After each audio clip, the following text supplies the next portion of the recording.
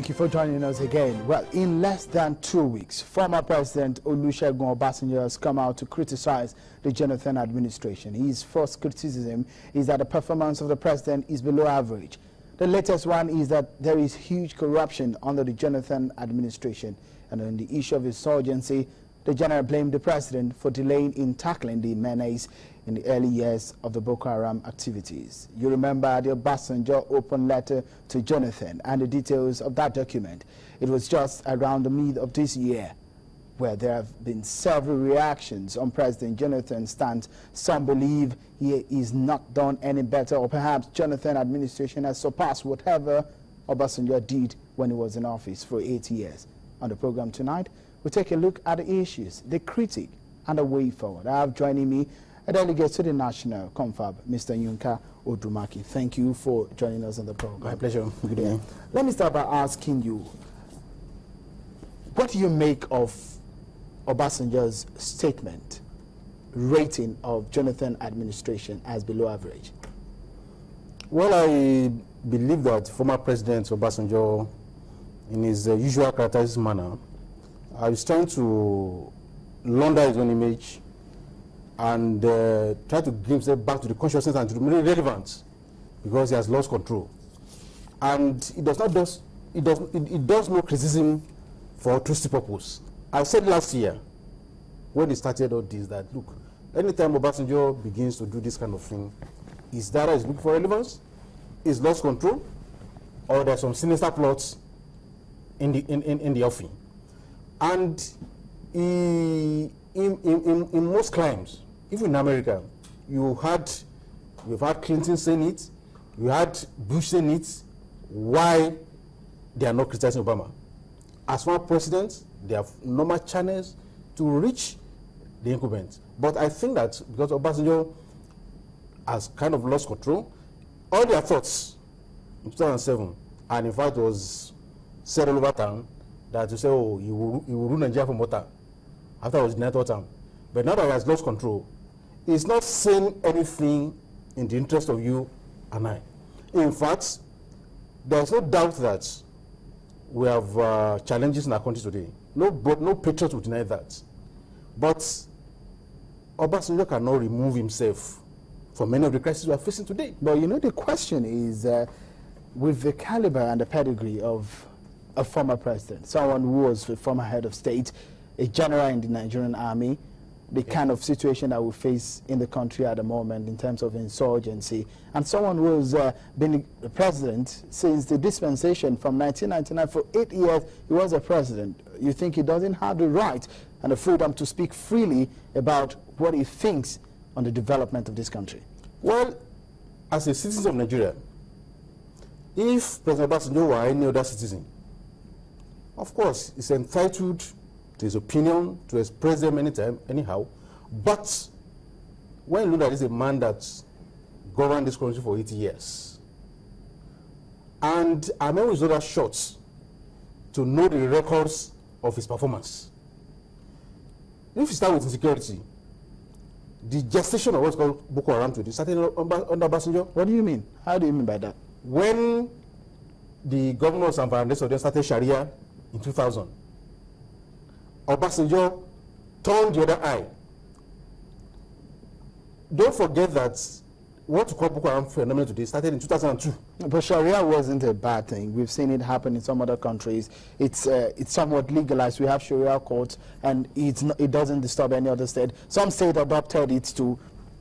It wasn't a bad thing, isn't it? When this governor started the Sharia rule in 12 other states, the elements who became Boko Haram today, the original Boko Haram at the sea, they thought that these fellows were sincere about the real Sharia. They knew that it was political Sharia they were doing. And when they discovered and saw the gap, they started to follow with them, organize themselves, started to criticize them. And now it's where we started having the conflict between Modi Sharif and the Boko Haram sect until 2005. Now, things came to a head. If Obasanjo had acted at the beginning of this problem, maybe perhaps this thing would not have gestated to what it is today. Are you saying that Obasanjo is responsible for Boko Haram? He's partly responsible, because when those guys started Sharia implementation of Sharia. It was clearly against the constitution.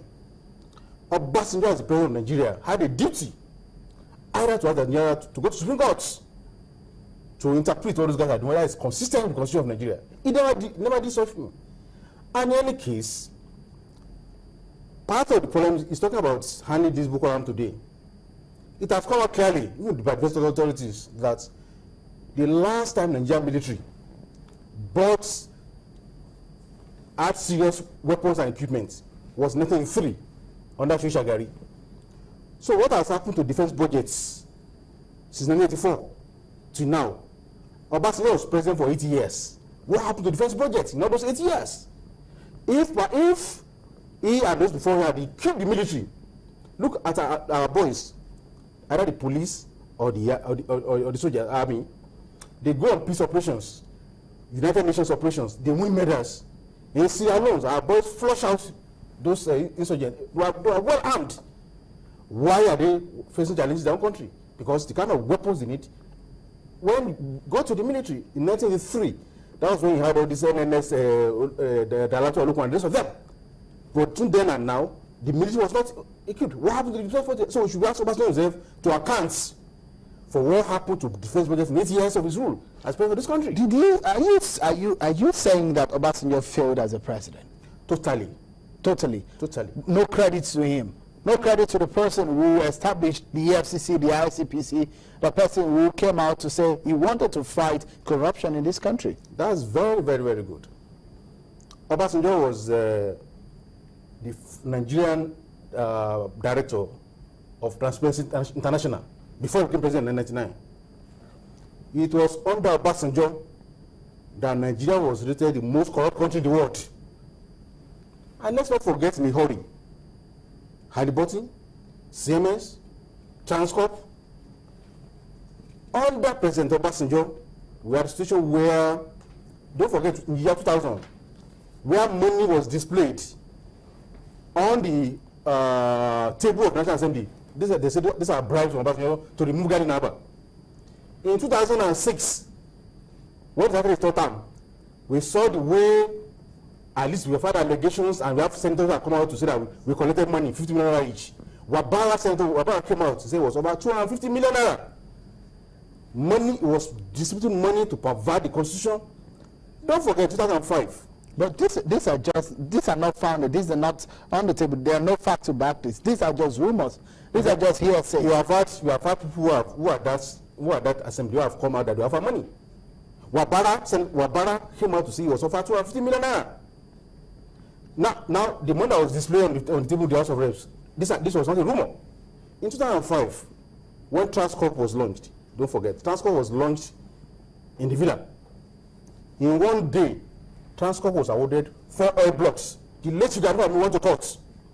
If you don't forget, let's not forget our recent history. And we must have a book of remembrance and say that how can the state president award 4 oil blocks to a company which has substantial interest? So it is not, nobody says today we don't have issues of corruption. But the way Obasanjo tried to remove himself from all these stories, I mean, it comes out. Some of the issues that you have put on the table are issues, some of them that subsisted before Obasanjo even became president at all. We saw Obasanjo from 1999 up to 2003 as someone who is resolute, who had the mind to take up some of the problems we had at the country, who stabilize the country. We're just coming fresh out of a military region, I mean a military period, of course, which we know a lot of people will fought for, some of people laid down their lives for. This was someone who was responsible to stabilize the country. Are you saying that there are no credit at all for that man who is responsible for all of this? Responsible for what? Look, yes, because we are coming out of military rule. How much democratization did Obasanjo do in his 8 years? We had a situation where President Obasanjo, in those 8 years, ruled with impunity. I mean, today Obasanjo is talking about Chibok girls. We are pressing that those girls should be rescued. We are still hoping and we pray that those girls come back one day. The hundreds of people that Obasanjo killed in Odi, is anybody bringing them back? When you say he killed them, what do you mean? He ordered the military to invade Odi and hundreds of. Are you privy to that order, to that document? You're not aware that Odi was. There was a massacre in Odi. We understand. We know that. But are you aware? Are you privy to that document? Who Obasanjo ordered for it? Did he bring anybody to book for it? Are you saying he ordered? Are you saying that he did not act on it, or he was the president, commander-in-chief of their forces? He did not come out. If you did not order it, did he come out to condemn it? Don't forget also, under President Obasanjo, a 16-year-old general of Nigeria, the deputy of African Affairs, Chukwulagi, was killed in his bedroom. Till Obasanjo left power, nobody was brought to book. In fact, at a stage, President Obasanjo came on air and on national TV to say that Bolagi was killed by a drug baron. Where's that drug baron? Where has been tried?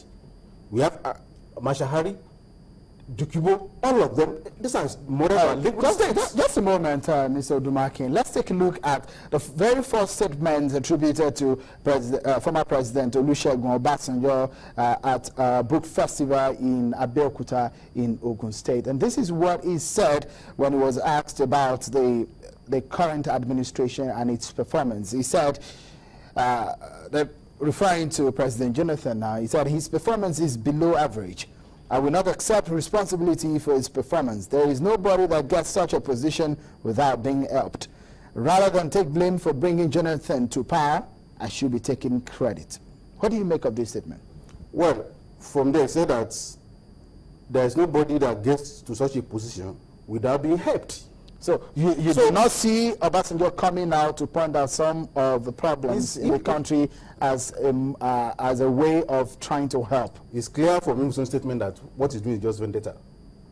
He helped somebody to power. He wants to be in charge. He has lost control. He's from his own statement, being helped. Are you saying that all of these things that former President Obasanjo is saying is just a manner of witch hunt? It's clearly that what it is, because like I told you earlier on, you know, President Obasanjo does not act in altruistic purpose. What do you mean? He cares. That's the statement we're talking about here. Yes, he cares. Obasanjo cares about 4 people. And what are these people? Matthew, Okikiola, Olusegun, Obasanjo. Those are his names? Yes, those are the 4 people he cares about. You mean that he cares only about himself? He was president of this country for 8 years. That would be unfair to talk about President Obasanjo with all of some of the things that he said in the open letter. You read the letter. Oh, I did. And you do not agree with any of those things that he pointed out. Well, it's like I said. You don't see it as advisory. It's not advisory in any capacity. It's adversarial. Like I said, every citizen of Nigeria, they have a duty to hold their governments accountable. They must ask questions, they must criticize, they must hold the feet of the leaders to the fire at all times. All right, let me but in Yoruba language, there's a saying that it is not the bedwetter that should issue query to the washerman. Invariably, what that is saying is that Obasanjo has no credibility or moral authority to come out and be lecturing Nigeria today about that good governance, about security, about performance, about anything, because he had the opportunity for 8 years and he left this country worse than he met it.